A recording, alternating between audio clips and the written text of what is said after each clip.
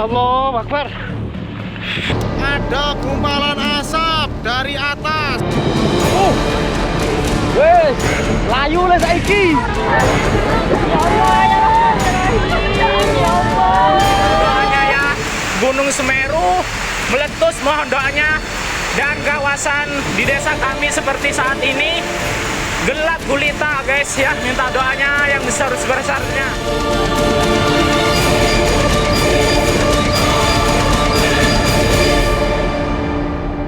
Nah, di belakang saya Semeru masih tertutup.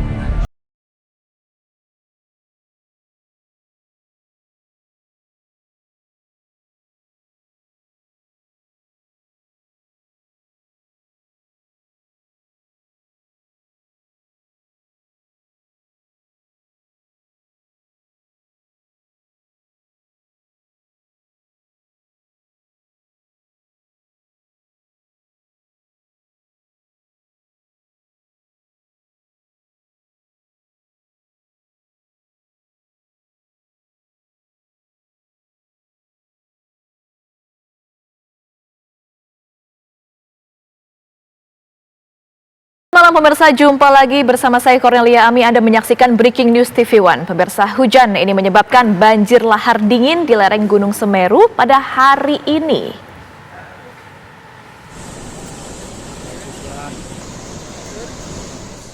Hujan deras di hulu sungai menyebabkan banjir lahar dingin Semeru susulan Minggu siang kembali menerjang hilir sungai Curah Kobokan di Desa Sumberwuluh, Kecamatan Candipuro, Lumajang, Jawa Timur. Kepulan asap pekat akibat letupan sekunder langsung membumbung dari arah sungai dan menerbangkan abu vulkanik.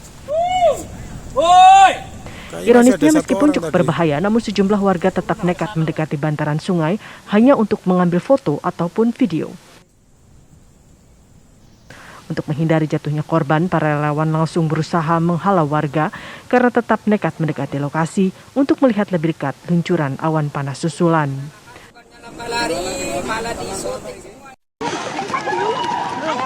Sementara itu, tim penyelamat mulai masuk ke dusun Kampung Renteng, salah satu wilayah di Desa Sumberwuluh, Lumajang yang rusak paling parah akibat erupsi Gunung Semeru.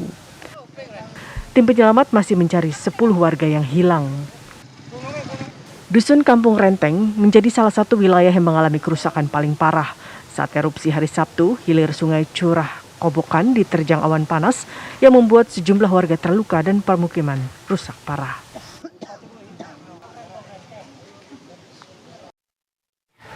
Lalu untuk mengetahui kondisi terkini pasca erupsi Gunung Semeru, kita telah bergabung bersama dengan rekan kami, ada Yasin Idris di Kecamatan Pronojiwo, Lumajang, Jawa Timur. Selamat malam, Yasin, informasi terbaru dari sana, silakan. Baik, nah pemirsa, saat ini saya mengabarkan langsung dari salah satu posko bantuan bencana ini dari Kabupaten Lumajang. Namun di sini juga masyarakat umum bisa memasukkan semua bantuannya di sini sehingga nanti untuk penyalurannya ini bisa satu pintu. Di Kecamatan Pronojiwo ini sendiri banyak yang terdampak, ratusan bahkan juga sudah ada yang dilakukan pengungsian sejak kemarin malam sampai dengan malam hari ini. Nah, saya sudah bersama dengan Pak Camat dari Kecamatan Pronojiwo ini. Kita gali informasi kira-kira berapa total pengungsi sampai dengan saat ini, dan melihat di tempat ini juga bantuan sudah melimpah sepertinya. Pak Abdillah, selamat malam Pak. Ya, selamat malam. Pak Abdillah, sampai detik ini gimana Pak? Jumlahnya sudah berapa Pak pengungsi? Untuk pengungsi itu dari data tadi malam per jam 7 malam itu sejumlah 890 jiwa. Tersebar di 7 titik lokasi pengungsian. Jadi 890 jiwa itu paling besar berada di Desa Supiturang. Itu ada 500 jiwa. Kemudian dari Desa Ororombo itu ada 200 jiwa. Kemudian dari Desa Sumberurip itu ada 190 jiwa. Artinya itu update semalam Pak ya, sampai dengan malam ini belum ada yang terbaru ya? Malam ini kita lakukan pendataan kembali. Kami tadi sudah melakukan koordinasi dengan para relawan, membagi tim untuk kemudian turun langsung. Karena malam hari ini diperkirakan terjadi penambahan jumlah pengungsi di tempat lokasi pengungsian. Untuk korban hilang Pak, sejauh ini sudah tercatat? Untuk korban hilang sudah kami catat beberapa, tapi kami masih dalam tahap pengumpulan data. Terus kami gali karena banyak info, kemudian kami kejar info itu untuk kemudian kami himpun datanya. Untuk memastikan Pak ya? Iya, untuk memastikan kembali. Tapi sejauh ini yang sudah melapor berapa banyak Pak yang hilang? Untuk yang melapor, yang hilang sejauh ini sudah ada sekitar 13 orang yang dilaporkan hilang. Karena tapi dari 13 orang itu juga kita konfirmasikan dengan yang dirawat di rumah sakit di Lumajang. Ya. Di Lumajang, di Puskesmas Candipuro dan di Puskesmas Penanggal. Berarti secara data memang divalidkan Pak ya, seperti itu. Nah Pak Abdillah, tadi kami sempat juga berbincang dengan pengungsi juga. Salah satu yang mereka harapkan adalah listrik Pak, kemudian juga sinyal. Sejauh ini bagaimana Pak? Untuk listrik barusan sudah mulai normal kembali. Kemudian untuk sinyal komunikasi tadi sore sudah mulai pulih. Alhamdulillah, jadi kita sudah bisa komunikasi dengan pemerintah Kabupaten Lumajang. Kemudian kita bisa terus komunikasi dengan para relawan yang sedang turun di lapangan. Seperti itu. Tapi nggak menyeluruh di semua titik Pak ya, karena kami tadi sempat melintas juga beberapa titik juga masih blank spot seperti itu Pak. Ya memang ada beberapa titik blind spot di sini karena memang ada di bawah bukit. Seperti itu Pak. Untuk ini Pak, listrik sejauh ini masih genset apa sudah perbaikan PLN? Ini sudah dari PLN Pak. Sudah dari PLN.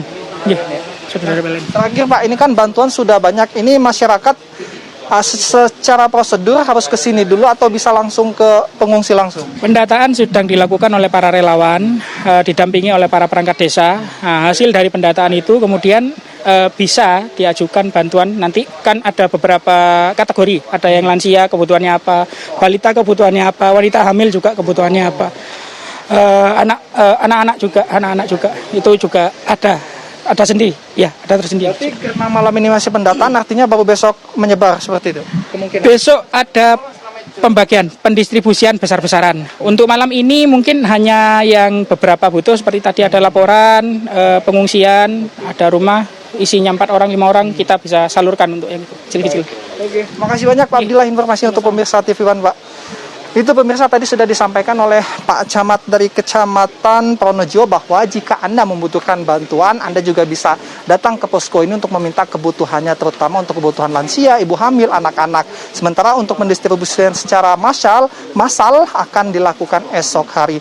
Nah, kami tadi sempat berbincang juga dengan Bupati Kabupaten Malang mengenai bagaimana tindak lanjut ke depannya untuk jembatan yang roboh, yaitu Geladak Perak yang nantinya akan menghubungkan antara dua kecamatan ini.